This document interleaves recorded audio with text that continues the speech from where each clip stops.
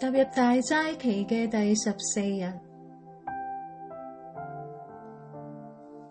好好安靜一下我哋自己，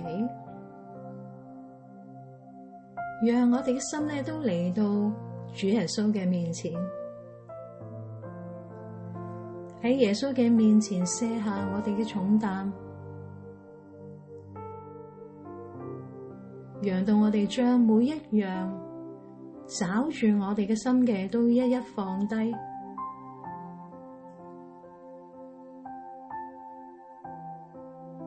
放低喺耶穌嘅腳前，將憂慮卸下。天父佢明白我哋嘅心，為到我哋而家嘅情況，我哋裏面揸住喺手嘅事情嚟到禱告，求神幫助我哋喺天父佢嘅面前放下我哋裏面嘅抓住，讓神掌權喺我哋生命每一件事嘅當中，為我哋嘅心禱告。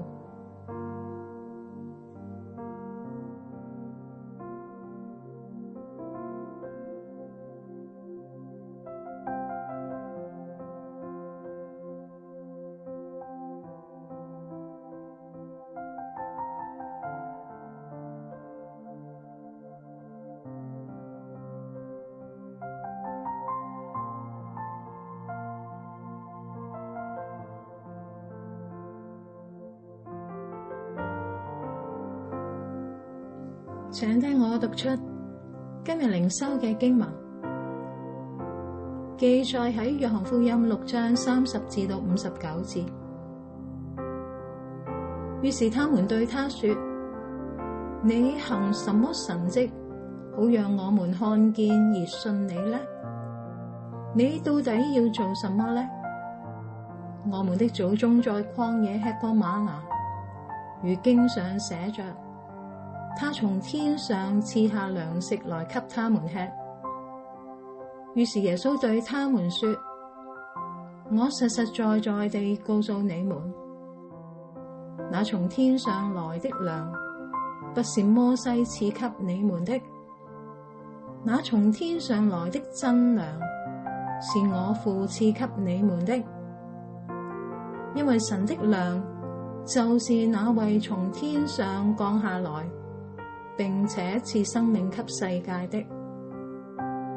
於是他們對他說：主啊，請常常把這糧賜給我們。耶穌對他們說：我就是生命的糧，到我這裏來的，絕不飢餓，信我的，永不乾渴。可是我告訴過你們，你們已經看見我，還是不信。凡父所賜給我的人，必到我這裏來；到我這裏來的，我總不丟棄他。因為我從天上降下來，不是要按自己的意願行，而是要遵行差我來那位的旨意。差我來那位的旨意就是他所賜給我的，要我一個也不失落，並且在末日使他復活。因為我父的旨意是要使每一個見了子而信的人得永生，並且在末日我要使他復活。猶太人因為耶穌說我是從天上降下來的糧，就私下議論他，說：這不是約瑟的兒子耶穌嗎？我們豈不認得他的父母嗎？現在他怎麼說我是從天上降下來的呢？耶穌回答對他們說：你們不要彼此私下議論，若不是差我來的父給引引，就沒有人能到我這裏來。到我這裏來的，在末日我要使他復活。在先知書上寫着：他們都要蒙神教導，凡聽了父的教導而學習的，都到我這裡來。這不是說有人看見過父，唯獨從神來的，他才看見過父。我實實在在地告訴你們，信的人有永生。我就是生命的糧。你們的祖宗在曠野吃過嗎哪，還是死了？這是從天上降下來的糧，使人吃了就不死。我就是從天上降下來生命的糧。人若吃這糧，必永遠活着。我為世人的生命所賜下的糧，就是我的肉。因此，猶太人彼此爭論說：這個人怎能把他的肉給我們吃呢？耶穌對他們說：我實實在在地告訴你們，你們若不吃人子的肉，不喝人子的血，在你們裡面就沒有生命。吃我肉、喝我血的人就有永生，並且在末日我要使他復活。我的肉是真正可吃的，我的血是真正可喝的。吃我肉、喝我血的人，常在我裡面，我也常在他裡面。永生的父怎樣差我來，我又怎樣因父活着，照樣吃我肉的人也要因我活着。這是從天上降下來的糧，不像你們的祖宗吃過嗎哪，還是死了。吃這糧的人將永遠活着。這些話是耶穌在迦百農會堂裡教導人的時候說的。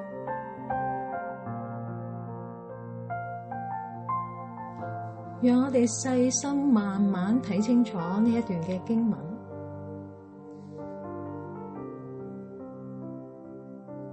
經文呢係緊貼上文，一班嘅群眾追住耶穌去到迦百農，耶穌直指佢哋嘅動機，揾耶穌唔係因為見到神蹟，而係因為食餅食飽咗。呢一班人追問耶穌：我哋應該做啲乜嘢先至係神要我哋做嘅呢？耶穌就啟示，信神所差來嘅，就係做神嘅工作。今日呢一段就係呢一度，佢哋嘅對話繼續落去。佢哋繼續問：信你？咁你行啲乜嘢神蹟叫我哋信你呢？嗱，我哋嘅祖宗喺曠野嗰度都食過嗎哪，經上都有寫噶，佢從天上賜落嚟嘅糧食俾我哋食噶嘛。咁你呢？咁你會做啲乜嘢呢？我哋睇到群眾嘅心思意念，所諗到嘅神蹟都係肉體嘅需要。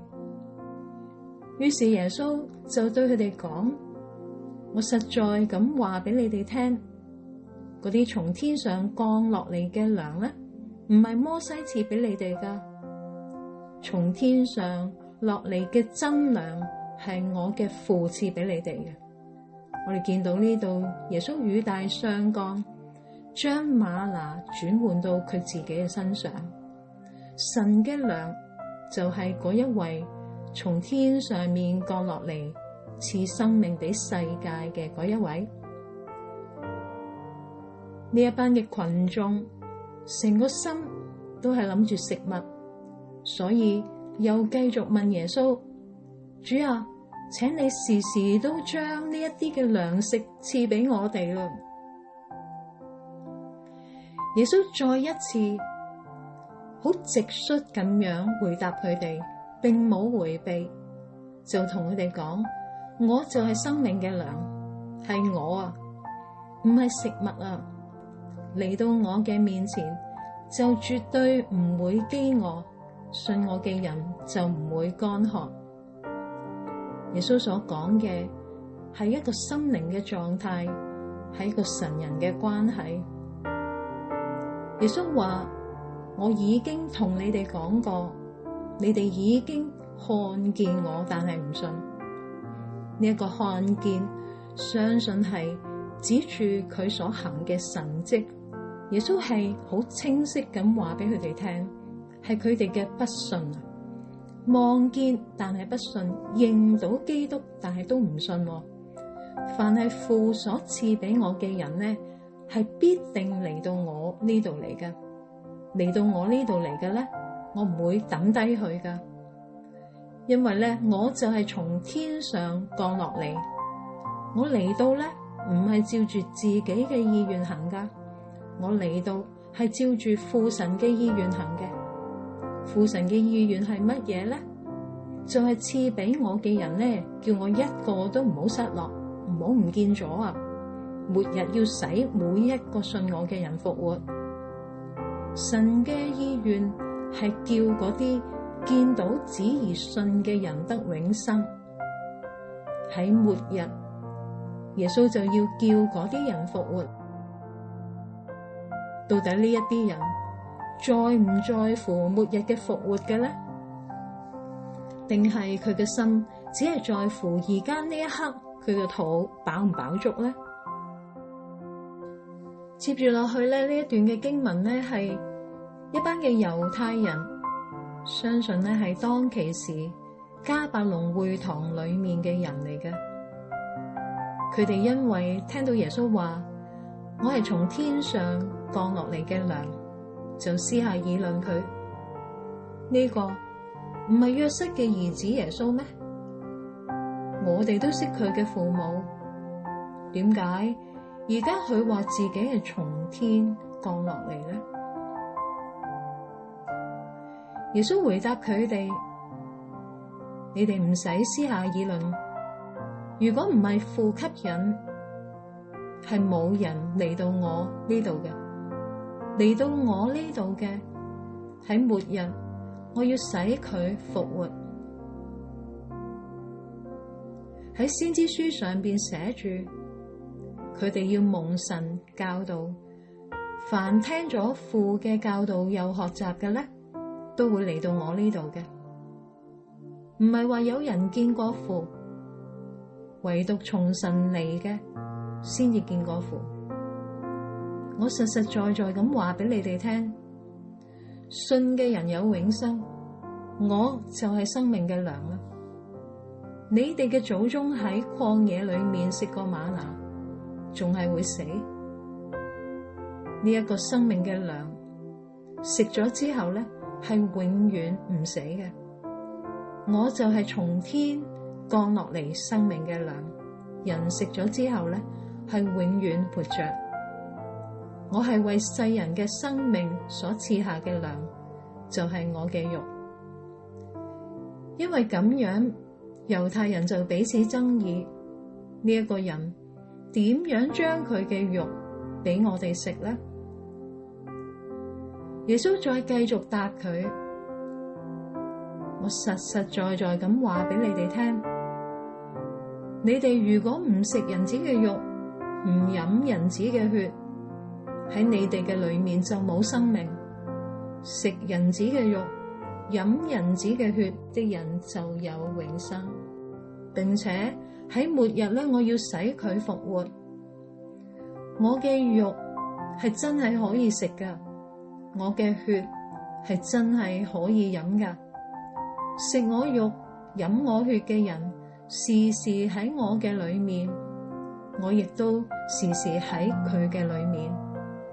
永生嘅父點樣差我嚟到呢一度，我又點樣因為父而活着，照樣食我肉嘅人呢，亦都要因我活着。我就係從天上降落嚟的糧，你哋嘅祖宗喺曠野食過嗎哪仍然死，食呢一個糧就永遠活着。呢一段嘅說話咧，就係耶穌喺迦百農嘅會堂教導人嘅時候講嘅。我哋見到耶穌去到提及到我嘅肉、我嘅血，食嘅人、飲嘅人就有永生，末日就能夠復活。當其時嘅猶太人，除咗唔能夠理解點解耶穌話自己係從天上降落嚟嘅之外，仲有嘅係佢嘅肉到底點樣可以俾我哋食呢？其實呢一度食我嘅肉、喝我嘅血嘅意思，應該係指住耶穌最後完成喺地上面嘅工作嘅事情，就係十字架嘅事啦。耶穌係如同羔羊嘅獻呈，一次過完成永恆嘅祭。佢道成肉身嚟到呢一個世界，整個肉身就係為咗我哋捨棄。佢嘅血嘅流出係為咗同我哋所立嘅新約，以致我哋重新能夠同神建立新嘅關係，使到我哋裏面有生命，使到我哋能夠住喺耶穌基督嘅裏面，藉着信住喺佢嘅裏面，亦都藉着信嚟到行喺耶穌嘅教導當中，因耶穌而活。今日嘅呢一段嘅經文對住我哋嘅內心講咗啲乜嘢咧？你又睇到一個點樣嘅耶穌咧？一個主動向人群啟示自己嘅耶穌，一個即使面對不信嘅群眾，仍然竭力去將佢自己表達出嚟，將父神嘅愛、神嘅恩賜展現話俾佢哋知道。佢明明係從天降下聖子耶穌基督嚟到呢個世界，佢成為一個捨己嘅自己，佢將自己嘅生命捨棄，佢捨棄俾誰呢？係一班頂撞佢、議論佢、唔相信佢嘅人。耶穌就係嗰個嚟到呢個世界生命嘅糧，佢就係賜生命嘅主，佢係將佢整個人放喺十字架嘅上面，為世人捨棄自己嘅主。佢係想住喺我哋裏面嘅主，佢係想同我哋永遠聯合嘅主，永遠唔會分離。佢係賜永恆生命盼望嘅神。